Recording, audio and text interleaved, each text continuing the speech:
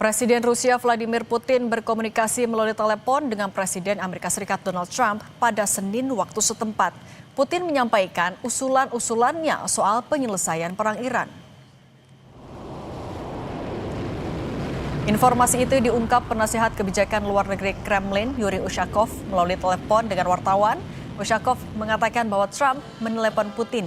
Kedua presiden itu berbicara selama sekitar 1 jam soal perang Iran. Putin menyampaikan agar penyelesaian perang dilakukan lebih cepat. Putin menyampaikan pemikiran untuk mengakhiri konflik Iran dengan cepat secara politik dan diplomatik. Putin juga menyarankan berlanjutnya kontak yang telah dilakukan dengan para pemimpin negara-negara Teluk, Presiden Iran, dan para pemimpin negara lain.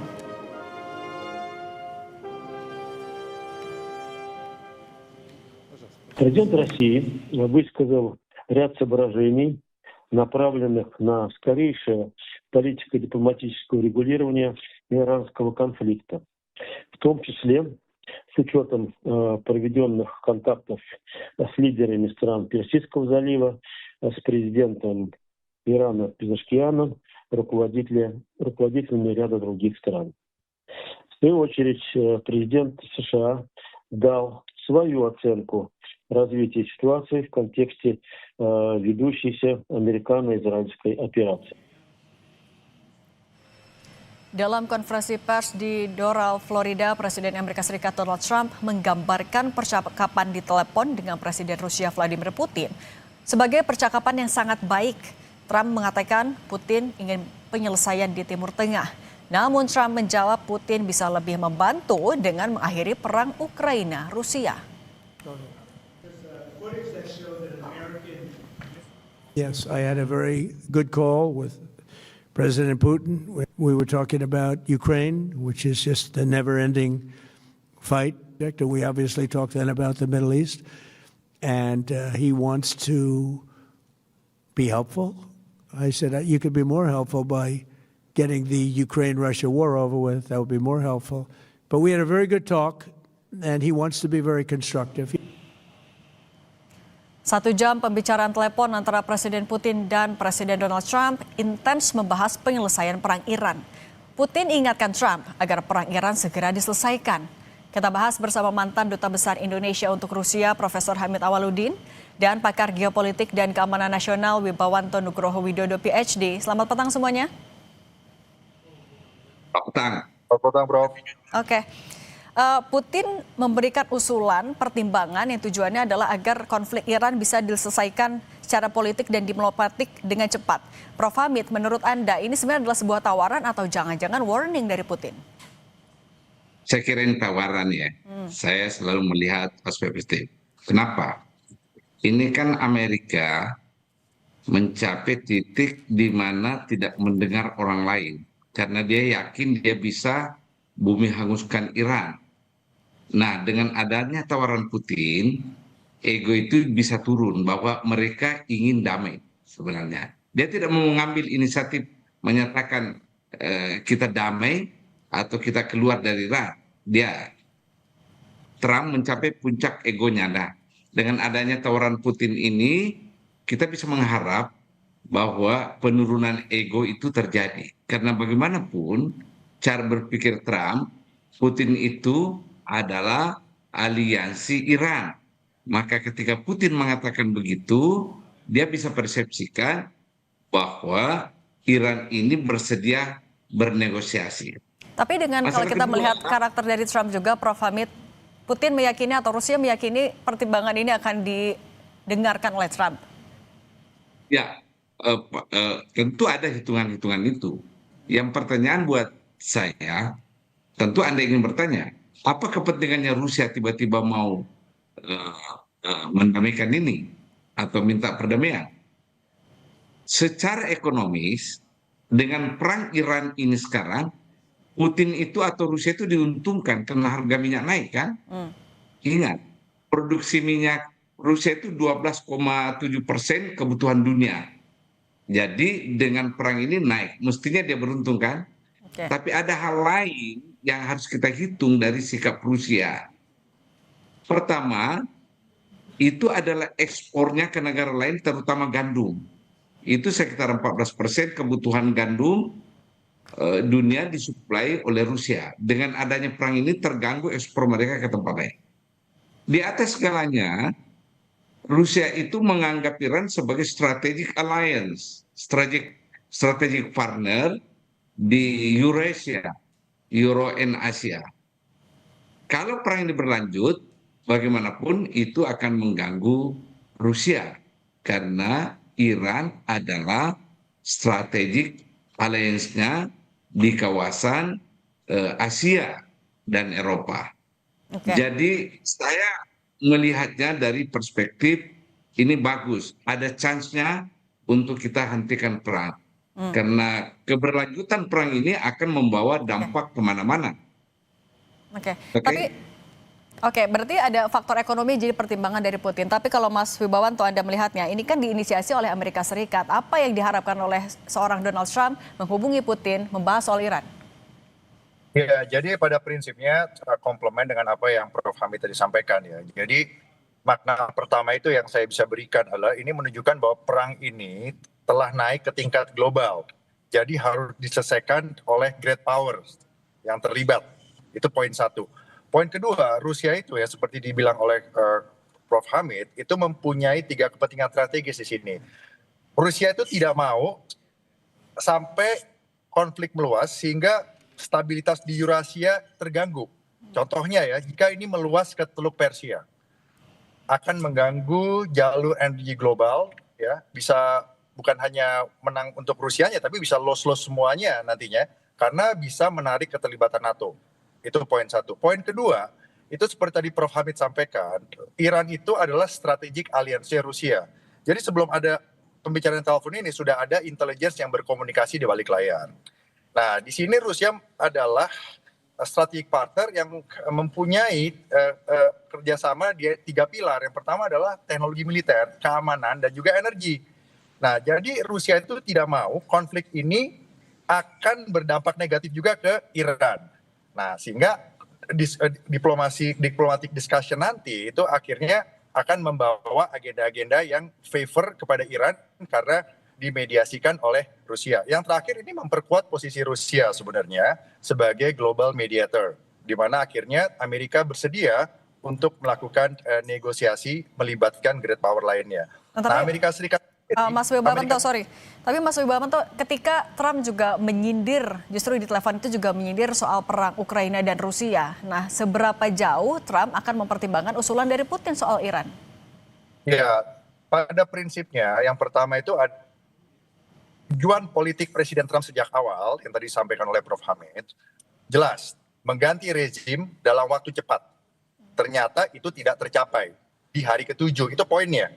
Nah, sehingga mereka itu harus menghitung ulang bagaimana mencapai sasaran politik tersebut tanpa incurring more cost dan mengakibatkan victory bagi Amerika.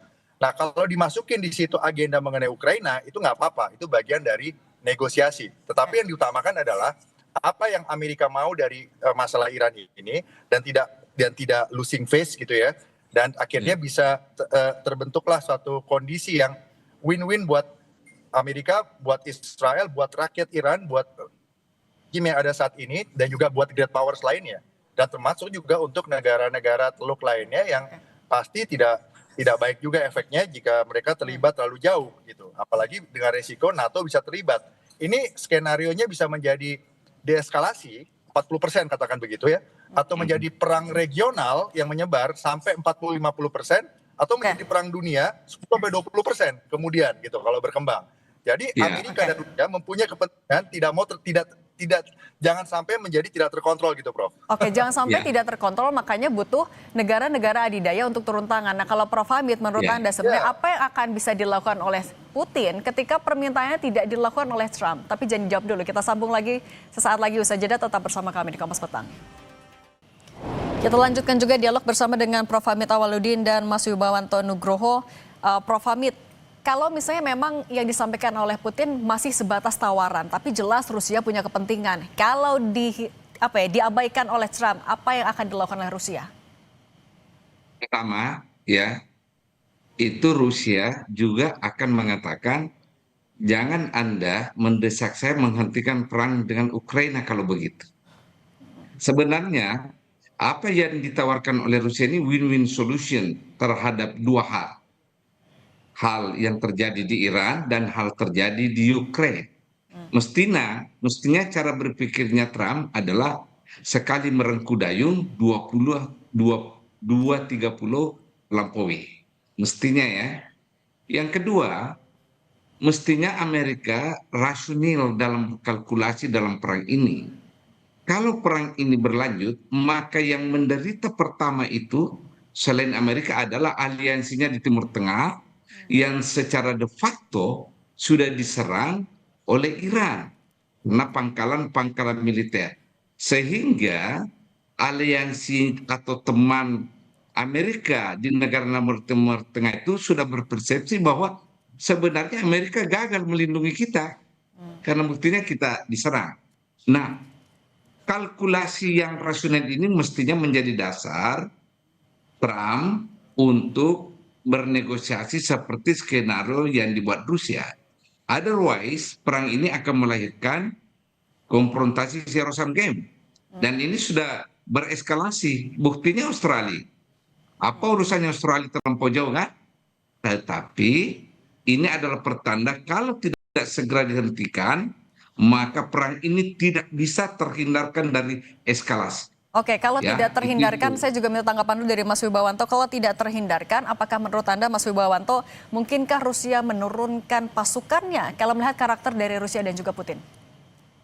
Oke, ada yang namanya teori Thucydides traps atau tragedy of great power politics. Bahwa great powers itu pada suatu poin mereka akan berbenturan secara fisik.